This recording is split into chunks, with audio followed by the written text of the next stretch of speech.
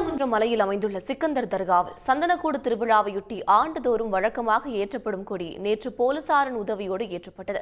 அதை தடுக்க முயன்றவர்கள் கைது செய்யப்பட்டனர். திருப்பரங்குன்றம் மலை மீது அமைந்துள்ள சிக்கந்தர் பாதுஷா அவுலியா தர்காவில் சந்தனக்கூடு விழாவை முன்னிட்டு கொடியேற்றுவது வழக்கமான ஒன்றாகும்.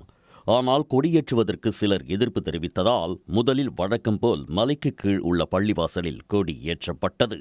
அதன் பின்னர் ஒரு கொடிக்கம்பம் மாட்டு வண்டியில் வைத்து ரத வீதிகளில் உலா வருவதற்காக எடுத்துச் செல்லப்பட்டது.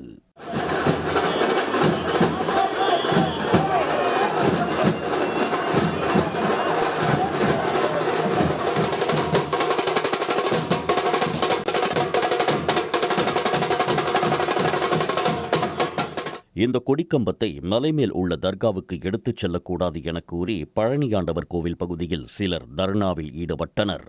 மறுபுறத்தில் தயார் நிலையில் வைக்கப்பட்டிருந்த மற்றொரு கொடிக்கம்பம் போலீசாரின் உதவியோடு வேறு பாதை வழியாக சிக்கந்தர் தர்காவுக்கு கொண்டு செல்லப்பட்டு அங்கு பாதுகாப்பாக கொடி ஏற்றப்பட்டது.